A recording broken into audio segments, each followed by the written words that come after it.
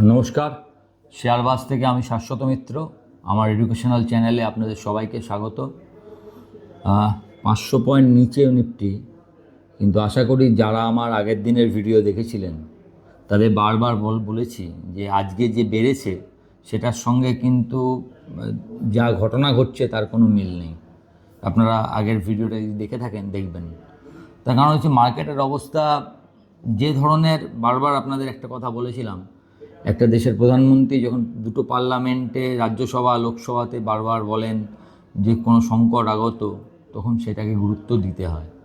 বলেছিলাম আমি আমার পজিশানটা শুধু এই বেড়ে যাওয়াটাকে ইউজ করেছি হেজ করার জন্য, যে যাতে পড়ে গেলে একটু সাবধানে থাকা যায়। তো ব্যাপার হচ্ছে কি, দেখুন, ডোনাল্ড ট্রাম্প মোটামুটি মার্কেটকে যে জায়গায় নিয়ে গেছেন তাতে ওনার বলা ওঠার ওপর মার্কেট এদিক ওদিক করছে, এবং উনি এবং এমন কিছু ঘটনা ঘটছে যেগুলোকে আরও আপনারা যারা এই মার্কেটে খবর রাখেন তারা জানেন যে যখন উনি 5 দিনের যুদ্ধবিরতির কথা বলেন, ঠিক তার আগে একটা বড় পজিশান S&Pতে নেওয়া হয়েছিল প্রায় $2 বিলিয়ন। সেই পজিশান নাকি ঠিক বলার 5 মিনিট আগে নেওয়া হয়েছে। এই সব ধরনের নানা রকম রিউমার চারদিকে আসছে। কতটা সত্যি কতটা মিথ্যে আমি জানি না, কিন্তু মার্কেট ম্যানিপুলেশনের একটা ব্যাপার দেখবেন। আগে যখন অয়েল নিয়ে কথা হয়েছিল তখন অয়েল বডি আপনাদের জানিয়েছিল যে ডোনাল্ড ট্রাম্প যেন ভুল করে অয়েলকে কন্ট্রোল করার চেষ্টা না করেন, তাহলে তার ফল মারাত্মক হবে। একইভাবে মার্কেটকে একটা জায়গায় রয়েছে, এই ধরুন একদিন 23,300-400 হয়ে গেল, পরের দিনই আবার 22,800। একটা জিনিস লক্ষ্য করছেন কি, যেদিন যেখানে খুলছে প্লাস হোক ইয়া মাইনাস, সেই দিকেই আরও যাচ্ছে, কোনো রকম কোনো অপোজিট চান্স নেই। প্লাসে খুললে আরও প্লাস, মাইনাসে খুললে আরও মাইনাস। তো এখানে আপাতত আমাদের কাছে 22,819 মনে হয় বন্ধ হয়েছে। ব্যাঙ্ক নিফটিও প্রায় 1200-1300 পয়েন্ট নিচে বন্ধ হয়েছে। আপাতত আমাদের কাছে ওই লোটাই সম্বল, 22,400-500 যে লেভেলটা আমরা দেখেছি। আশা করা যায় ওই লেভেলে এসে মার্কেট একটা সাপোর্ট নেবে। যদি কোনো কারণে ওটা না নেয় সেক্ষেত্রে তো আমাদের কাছে লাস্ট রিসোর্স হচ্ছে 21,700।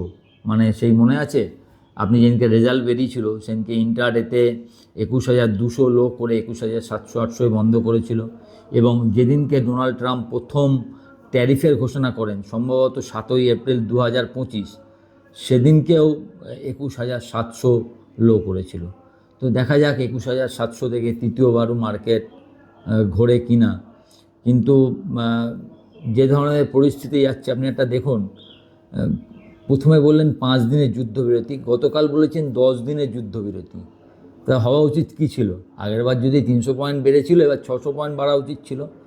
5 দিনের যুদ্ধবিরতির জায়গায় 10 দিনের যুদ্ধবিরতি আরও বাড়িয়েছেন, উল্টে মার্কেট পড়ে গেল। সবচেয়ে মজার হচ্ছে তেলের দাম। আগের দিন দেখবেন $97 অবধি নেমেছিল, সেটা বেড়ে আবার $103। তো অবস্থা খুব একটা ভালো লাগছে না। যদিও আমাদের সেন্ট্রাল গভর্নমেন্ট তেলের ওপর থেকে শেষটা তুলে নিয়েছে, 10 টাকা পেট্রোলের ওপর 10 টাকা এবং ডিজেলের ওপর 10 টাকা। ডিজেলের ওপর আলটিমেট শেষ 0 হয়ে গেল। পেট্রোলে এখনও 3 টাকা রইল, যাতে ওএমসিগুলো খুব বেশি মার না খায়। এখন সেন্ট্রাল গভর্নমেন্টের কাছে দুটো অপশান ছিল, এক মানুষের ওপর 10 টাকা বোঝা চাপানো কিংবা শেষ তুলে নেওয়া। সেন্ট্রাল গভর্নমেন্ট দ্বিতীয় অপশানটাকেই বেছে নিয়েছে, এবং আজ এবং কাল মিলিয়ে প্রায় 2-3টে জাহাজ উইথ এলপিজি অ্যান্ড ক্রুড আমাদের দেশে এসেছে। এটা একটা ভালো খবর। এবং আপনাদের আগেই আজকে সকালবেলা বলেছি, ইরান ভারত সমেত 6টি দেশকে হরমুজ নির্বিঘ্নে পার হওয়ার পাস দিয়েছে। যে এই 5-6টা আমার বন্ধু দেশ, তার মধ্যে মনে হয় ভারত আছে, চীন আছে, রাশিয়া আছে, স্পেন আছে, আর 2-1টা আছে হয়তো। তো এদেরকে পার হতে পারবে উইদাউট এনি প্রবলেম। তো সেই দিক দিয়ে আমরা একটু ছাড় পেয়েছি। তো বলতে হবে যে আমাদের বিদেশ মন্ত্রক যে কাজটা করেছে, দৌত্যটা, সেটা ভেরি গুড। আমরা সব দিকে ঠিক একদম সুতোর ওপর হাঁটা, বিদেশ নীতি সুতোর ওপর হাঁটা, সব পক্ষকে ঠিকঠাক রাখা। ভারত কোনো সাইড নেয়নি, না ইসরায়েল, না আমেরিকা, না ইরান, অথচ সব দিকের সঙ্গে ঠিকঠাক রেখে শান্তির পক্ষে ভারত চিরকাল থেকেছে এবং এখনও আছে। যাই হোক, আরেকটা ভালো জিনিস হচ্ছে পাকিস্তান মিডিয়েট করার চেষ্টা করছিল, যে দেশে মানুষকে খেতে দেবার টাকা নেই, তারা এত বড় প্রবলেম মিডিয়েট করছে, এবং সেটাকে ইরান সরাসরি অস্বীকার করেছে পাকিস্তানে মিডিয়েট করার প্রস্তাব। এবং সবচেয়ে বড় কথা হচ্ছে, ইরান ডাইরেক্টলি বলেছে ডোনাল্ড ট্রাম্প নিজের সঙ্গেই কথা বলছেন, হ্যাঁ, আমাদের সঙ্গে কোনো কথা বলেননি। তার মানে ডোনাল্ড ট্রাম্পের এই কথা বলাটাকে পুরোপুরি নস্যাৎ করেছে মার্কেট। এটা একটা মজার জিনিস। আবার ডোনাল্ড ট্রাম্প বলছেন ইরান যতই যাই বলুক না কেন, খুব ইরান অফিসিয়াল খুব ভালো কথা বলেছে, ইরানের কথাতেই আমি 10 দিনের যুদ্ধবিরতিটা ঘোষণা করেছি। এছাড়াও ইরান 10টা তেলভর্তি জাহাজ আমাকে উপহার স্বরূপ হরমুজ দিয়ে পাস করতে দিয়েছে আমেরিকার। ইরান এসব কোনো কথাই বলেনি এবং পুরোটাই অস্বীকার করেছে। এখন একটা ট্রাম্পের মতো লোক, প্রেসিডেন্ট অফ আমেরিকা, যদি বিভিন্ন কথা বলেন, আপনি সেটা যাই বুঝে থাকুন না কেন, গুরুত্ব তো আপনাকে দিতেই হবে, তার একটা ক্ষমতা আছে। তবে ক্রমশ এইসব এমন কথা বলছেন যেটা মানে বাকিরা সবাই মজা নিচ্ছে সেই কথা, সেখানে নিজের জায়গাটাই ছোট হয় আমার মনে হয়। সোনা রূপো দেখেছেন যে কালকে একটু বেড়েছিল, আজকে আবার গতকাল আবার পড়ে গেছে, যেই শুনেছে যে পিস প্ল্যান ইরান গ্রহণ করেনি। আমেরিকা 15 পয়েন্ট পিস প্ল্যান দিয়েছিল, তার বদলে ইরান আবার 5 পয়েন্ট পিস প্ল্যান আমেরিকাকে দিয়েছে। তো এইসব চলতে থাকছে। আমার মনে হয় না যুদ্ধ এত তাড়াতাড়ি শেষ হবে। আমেরিকাও 10 দিন কেন টাইম নিচ্ছে আরও। আমেরিকা বুঝেছে প্রথমবার যুদ্ধে যে আইডিয়া নিয়ে আমেরিকা গেছিল, সেখানে ইরানকে আন্ডার এস্টিমেট করা হয়েছে। আমেরিকা হয়তো ভেবেছিল যে খোমেনিকে মেরে ফেললেই ইরান শেষ হয়ে যাবে, কিন্তু দেখা গেছে খোমেনির পরে আরও 3-4 প্রজন্মের লিডার ইরানের রেডি, এবং ইরান অনেক বেশি প্রিপেয়ার্ড দেন আমেরিকা। এবং যেভাবে মধ্যপ্রাচ্যের দেশগুলোকে ইরান ক্ষতি করতে পেরেছে, সেটা মনে হয় না আমেরিকা বুঝতে পেরেছে। এবং মধ্যপ্রাচ্যের দেশও তো আমেরিকাকে বলবে, আমরা এতদিন তোমাকে টাকা দিয়ে এসেছি, তোমাকে আমার দেশে বেস বানাতে দিয়েছি যাতে আমার দেশ সুরক্ষিত থাকে, তুমি তো সেটাই করতে পারছো না। তো এইসব পয়েন্ট তো চলতেই থাকবে। যাই হোক, আজকে আপনার অডিওতে হয়তো একটু ডিস্টার্ব পাবেন, বাইরে কোথাও একটা কিছু অনুষ্ঠান হচ্ছে, আমার কিছু করার নেই, তার মধ্যে আমাকে এটা বানাতে হলো।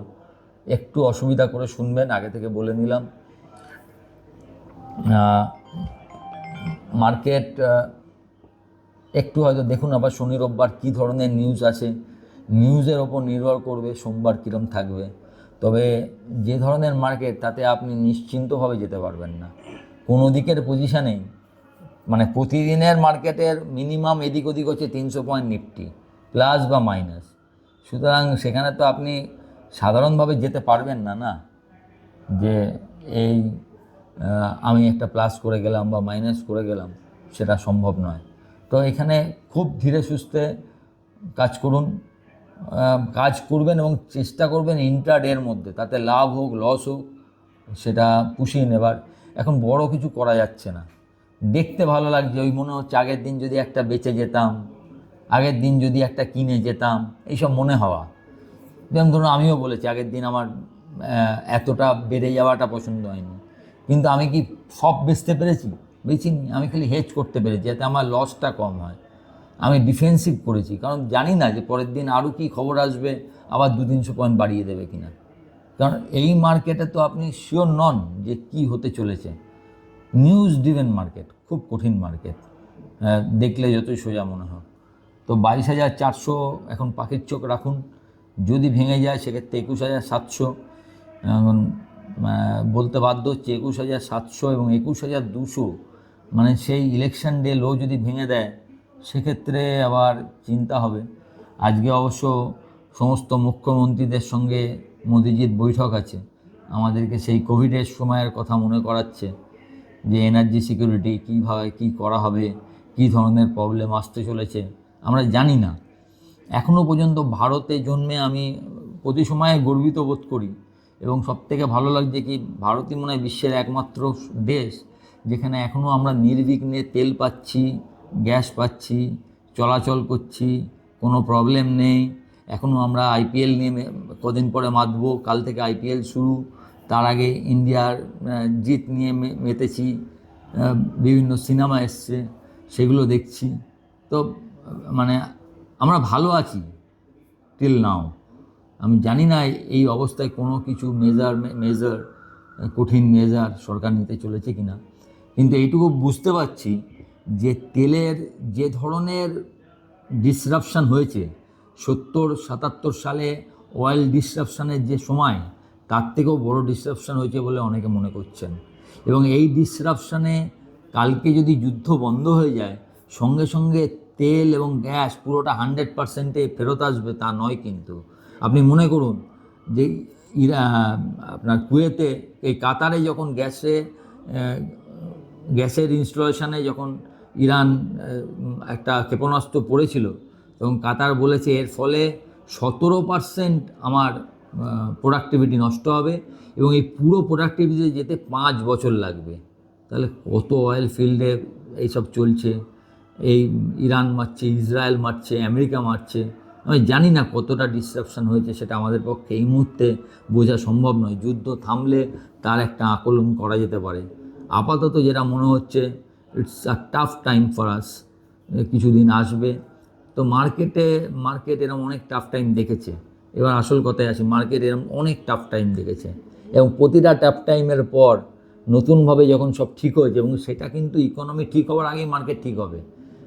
ইকোনমিতে আপনি এখনও খারাপ দেখেননি, এরপর ইকোনমিক ডাটাগুলো দেখবেন খারাপ আসতে চলেছে, তার আগে কিন্তু মার্কেট লো করে নেবে এবং সেখান থেকে যখন খারাপ আসবে তার আগে হয়তো মার্কেটের লো করা হয়ে গেছে। মার্কেট অলওয়েজ ফরওয়ার্ড ট্রেডিং করে, তাই জন্যে আপনাকে এখানে বসে থাকতে হবে। ভালো শেয়ার, আপনি যদি ইনভেস্টার হন, this is the best time for you. ভালো শেয়ার কম দামে পাচ্ছেন। যদি আপনার ভাবনাটা 5 বছরের থাকে, আরামসে অল্প অল্প করে কিনতে থাকুন। প্রতিটা 5% ডাউনে আপনি আপনার টাকা লাগাতে থাকুন। আপনার যে টাকাটা আছে আপনি 3 ভাগে বা 4 ভাগে ভাগ করে নিন, যতটা ভয় পাচ্ছেন। 5% ডাউনে আপনি আস্তে আস্তে কিনতে পারেন বলে আমার মনে হয়। এটা আমার বক্তব্য। মার্কেট হয়তো নিচে যেতে পারে, হয়তো 21,000 যদি কোনো কারণে ভাঙে, সেক্ষেত্রে অনেক কিছুই আপনি দেখতে পারেন। আমি জানি না কোনটা, এসব বলা উচিত নয়, কিন্তু একটু খারাপ হতেই পারে। কিন্তু হলেও প্রতিবারের মতো আপনি ভাবুন, মার্কেট 13,000 হাই ছিল, 12,500 থেকে 7,500 দেখেছে, 7,500 থেকে 3 বছরে 4 বছরে 26,000 দেখেছে, 4 গুণ। তো 26,000 থেকে যদি 20,000 আসেও, 21,000 আসেও, আমরা যখন এই সময়টা পেরোবো তখন আবার 30,000 দেখব। এটা নিয়ে আমার মনে কোনো সন্দেহ নেই। তাই হোপ ফর দ্য বেস্ট। তবে এখন ক্রিকেটের ভাষায় বলি, সিঙ্গেলস নেওয়ার টাইম, 4-6 মারার চেষ্টা করবেন না। ছোট ছোট ট্রেড দিনের মধ্যে শেষ করবার চেষ্টা করুন। আর যারা ইনভেস্টার আছেন তারা ভয় পাবেন না, তারা আস্তে আস্তে এই সময় আপনাদের টাইম ফর ইনভেস্টার, যারা প্রথমবার ইনভেস্ট করবেন তাদের পক্ষে তো সেরা টাইম। আস্তে আস্তে ইনভেস্টমেন্ট শুরু করতে পারেন। ভালো থাকবেন, উইকেন্ডটা আপনার ভালো কাটুক, আর কোনো খারাপ খবরও যেন না আসে। সব মিলে সোমবার যেন আমরা একটু ভালো কিছু খবর পাই, এই আশা রেখে ভিডিওটা এখানেই শেষ করলাম। নমস্কার।